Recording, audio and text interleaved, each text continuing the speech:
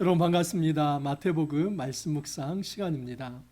우리가 하늘의 은혜를 충만히 받고 또 이웃에게 그 은혜를 풍성하게 나눌 수 있기를 간절히 소망합니다. 하늘의 은혜를 받아봐야만 이웃에게 그 은혜를 나눌 수 있습니다. 사랑을 받아봐야만 사랑할 수도 있습니다.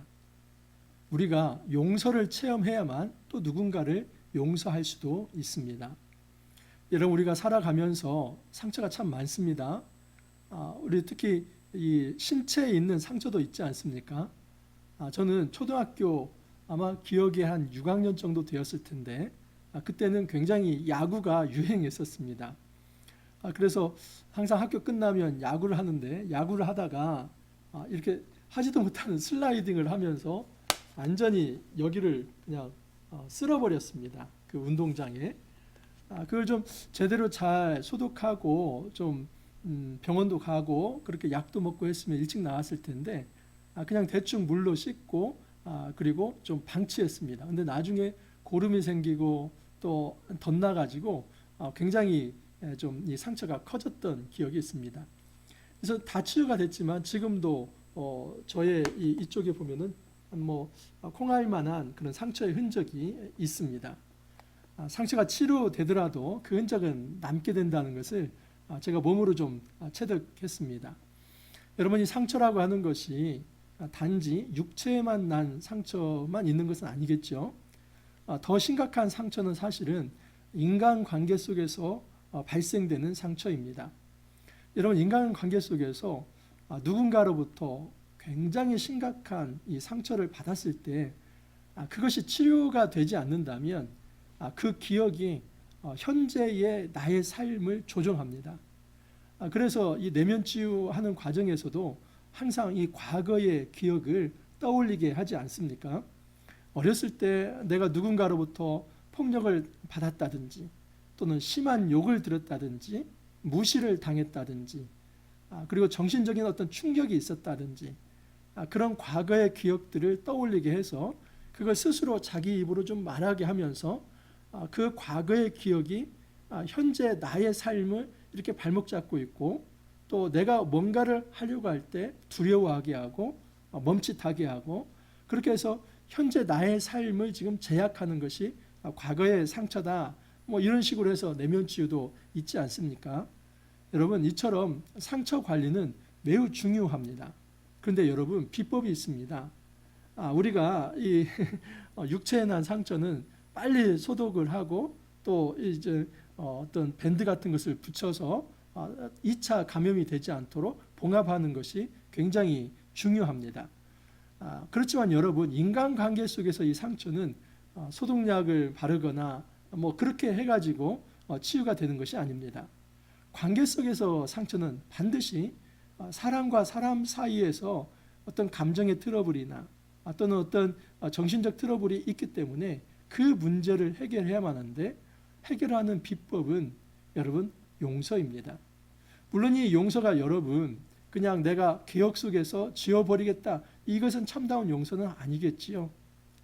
정상적인 소통 과정에서 잘못한 사람이 있다면 그 잘못을 고할 수 있어야 하고 또한 피해를 본 사람은 그 진심이 느껴졌을 때 그것을 그 어떤 용서 구함을 받아들이는 것이죠. 여러분, 이런 차원에서 이 상호의 노력을 통해서 용서가 이루어집니다.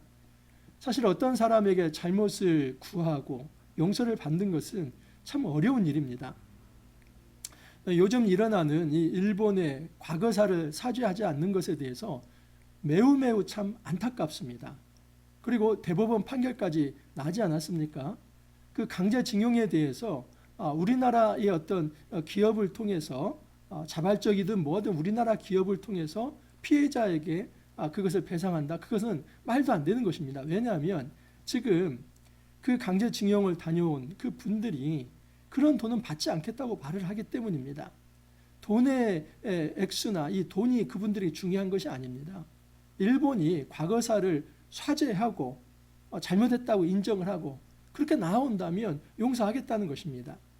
여러분, 이처럼 우리 삶 속에서 진정한 이 화해와 용서가 참 필요한 시대입니다.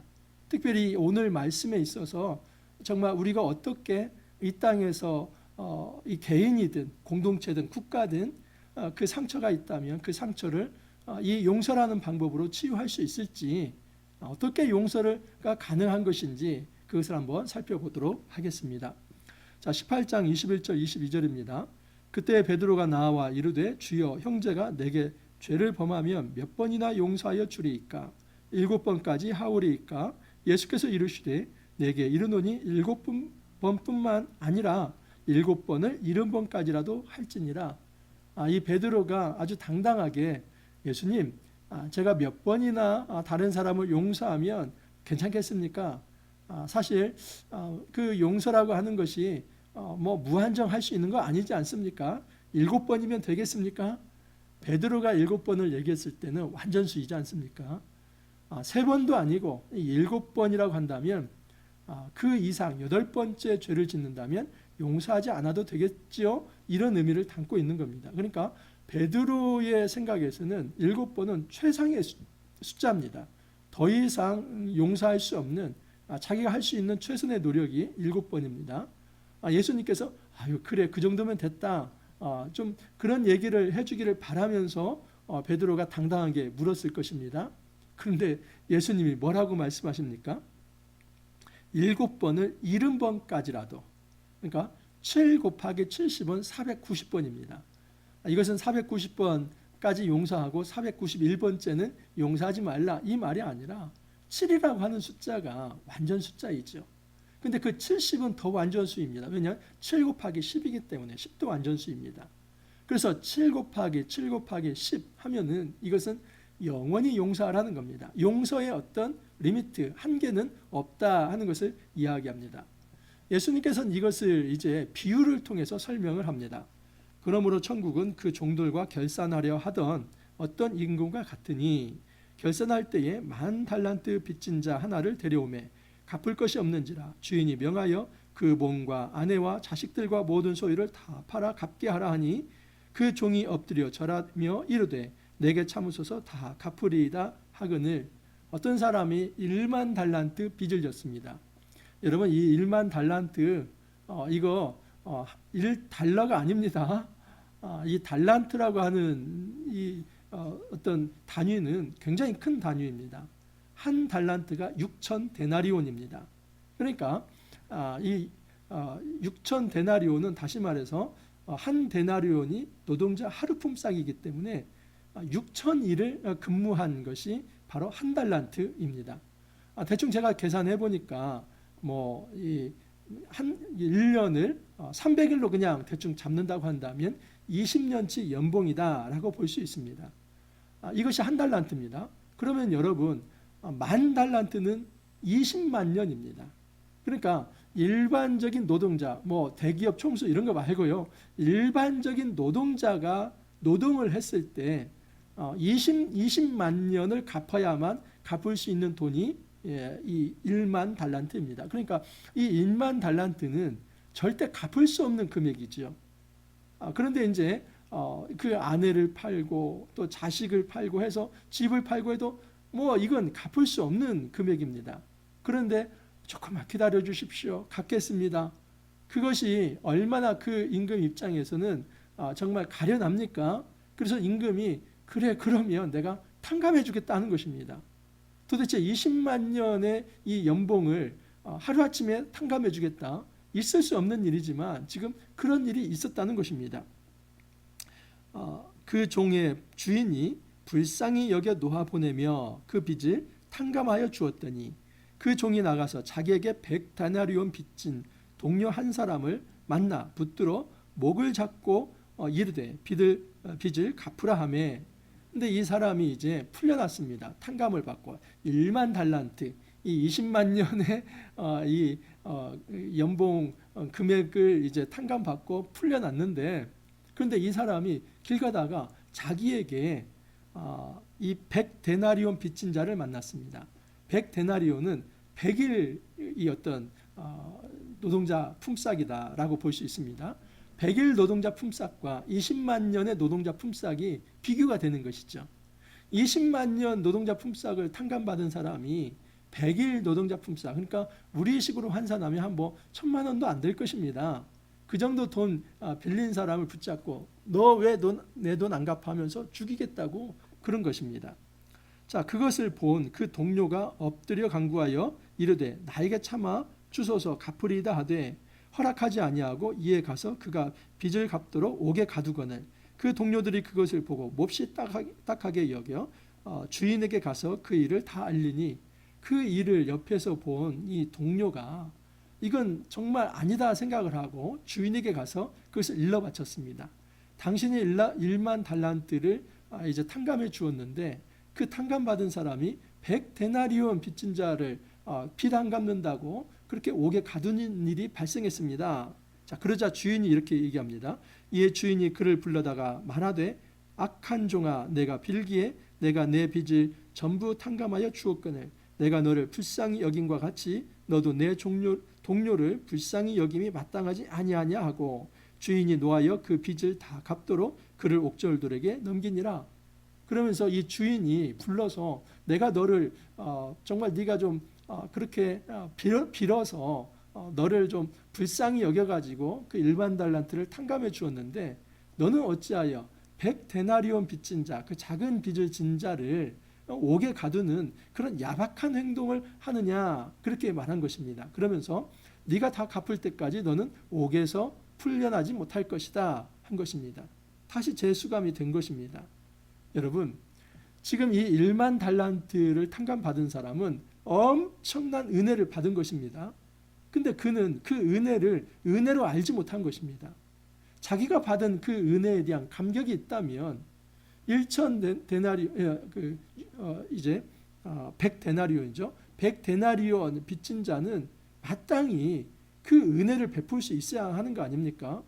그런데 자기는 은혜 받을 때 좋아하면서 남에게 은혜 베푸는 일에 대해서는 굉장히 야박했습니다. 35절 보면 너희가 각각 마음으로부터 형제를 용서하지 아니하면 나의 하늘 아버지께서도 너희에게 이와 같이 하시리라. 우리가 주기도문 할 때도 그렇지 않습니까? 우리가 우리에게 죄 지은 자를 용서하여 준 것 같이 우리 죄를 용서하여 주옵소서. 여러분, 하나님께 용서받는 것과 내가 누군가를 용서하는 일이 정말 긴밀하게 연결되어 있다는 것이 주 기도문에서도 나타나는 것입니다. 우리가 정말 하나님께 용서를 받았다면, 우리가 하나님 앞에 정말 1만 달란트를 탕감받는 그런 은혜를 받았다면 우리도 누군가에게 그 용서를 실천할 수 있어야만 한다는 사실입니다. 근데 여러분, 그 용서라고 하는 것이 단지 내가 마음속으로 내가 정말 그 사람에 대해서 어떤 문제도 없는데 그냥 이제 그 사람이 어떤 죄에 대해서 자기가 지은 것에 대해서 아무런 이제 뭐 그 인정도 하지 않는데 그냥 내가 용서할게. 여러분, 이것은 진정한 의미의 용서가 아닙니다. 한번 잘 보십시오. 1만 달란트 빚진 자나 100달란트 빚진 자나 궁극적으로 무엇이 선행됩니까? 내가 빚을 졌습니다. 그 얘기는 자기의 빚을 인정하는 것입니다. 그리고 정말 그 빚을 갚고 싶습니다. 여러분, 이것이 바로 자기가 지은 어떤 죄, 또 다른 사람에게 피해를 입힌 것, 상처를 입힌 것, 이것에 대해서 말을 하고 그것을 받는 과정에서 용서가 이루어져야 한다 하는 것입니다. 그렇기 때문에 지금 이 7번씩 70번, 490번 그 영원한 용서라고 하는 것은 상대방이 진짜 회개만 한다면, 상대방이 진짜 그 어떤 잘못에 대해서 용서를 구한다면, 상대방이 정말 그 일에 대해서 죄를 인정하고 자백하며 좀 긍휼을 베풀어 주기를 바라는 그런 마음이 있다면 그 일에 있어서만큼은 용서에 있어서 한계가 없다 하는 것을 이야기를 합니다. 우리가 삶을 살아가면서 상처가 없을 수는 없습니다. 아까도 말씀을 드렸지만 그 상처라는 녀석은 여러분, 이 과거의 상처에서 끝나는 것이 아니라 현재 그 흔적과 기억을 가지고 내 삶을 조정합니다. 때로는 무서워하게 하고, 때로는 두려워하게 하고, 때로는 뭔가 주저하게 하고, 그래서 내 삶에 있어서 정말 활력 있게 뭔가를 도전하며 나아가야 하는데 항상 이 상처라고 하는 녀석이 나의 옛날의 과거의 그 기억을 소환해서 현재 나의 삶을 제약해 버립니다. 그래서 아무것도 할 수 없도록 만들어 버립니다. 그렇다면 여러분, 이 상처 관리 우리가 어떻게 해야 할까요? 진정한 용서와 화해의 과정이 있어야만 합니다. 우리가 잘못한 사람은 내가 그것을 잘못했다, 미안하다, 정말 용서해 달라, 그렇게 말을 할 수 있어야 하고, 그 피해자는 그것이 진정으로 느껴진다면 그것을 또한 받을 수 있어야만 합니다. 여러분, 일본과 우리나라의 관계도 마찬가지입니다. 위안부와 강제징용 문제, 그 일본이 자기들의 어떤 욕심 때문에, 그 군국주의 때문에 남의 나라를 함부로 침략해서 식민지화했던 그 과거의 죄들 반드시 사죄해야만 합니다. 이것이 어떤 정치적인 것 때문에 그렇게 물타기식으로 갈 수 있는 문제가 아닙니다. 반드시 사죄가 이루어져야 하고, 그리고 그 사죄가 진정하다면 우리 역시도 넓은 마음으로 용서할 수 있어야 한다 하는 사실입니다. 진정한 상처 치유가 우리 안에 있기를 바랍니다. 그것이 개인 간에 이루어지는 것이든 아니면 집단 간에 또는 나라 간에 이루어지는 그런 아픔이든 간에 주님께서는 말씀하십니다. 용서하라고 얘기합니다. 너희들이 은혜 받은 대로 너희들도 은혜를 베풀라. 그러나 그것은 어떤 있는 죄까지도 다 덮으라, 이것을 말하는 것이 결코 아닙니다. 반드시 그 죄에 대해서는, 그리고 자신의 진 빚에 대해서는 정말 이것이 나의 한계입니다, 제발 좀 도와주십시오, 그 얘기를 듣고 용서가 이루어져야 한다 하는 사실입니다. 우리의 삶 속에서 정말 참다운 용서가, 화해가 일어나기를 바랍니다.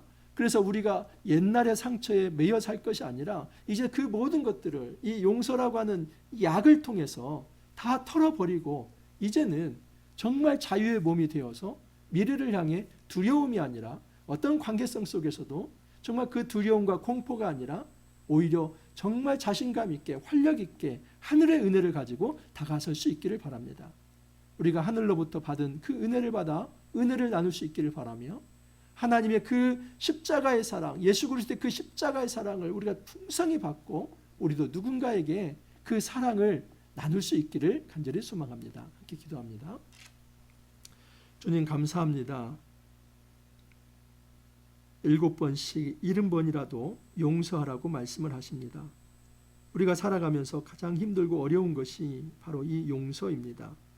내가 누군가에게 피해를 끼쳤을 때 잘못했다 말하는 것이 참 어렵고, 또 누군가가 나에게 잘못했다고 얘기할 때 그것을 포용하며 받아들이는 과정이 너무나 어렵습니다. 하지만 주님께서 말씀하셨사오니 우리의 삶 속에서 정말 관계 속에 있는 이 상처를 그냥 묻어놓고 갈 것이 아니라 정말 참다운 이 용서와 화해를 통해서 우리 안에 영적 치유가 일어날 수 있게 하여 주옵소서.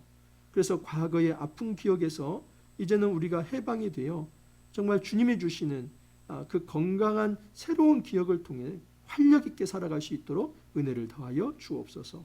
주님 감사하옵고 예수님 이름으로 기도하옵나이다. 아멘. 우리의 삶 속에 하늘의 평화, 또 하늘의 이 치유, 그 새로운 약동하는 이 생명력이 가득하기를 간절히 소망합니다. 여러분, 일어서십시오. 또 활력 있게 다시 한번 힘을 내시길 바랍니다. 오늘 하루도 여러분 화이팅 하시고 또 내일 찾아뵙도록 하겠습니다. 감사합니다.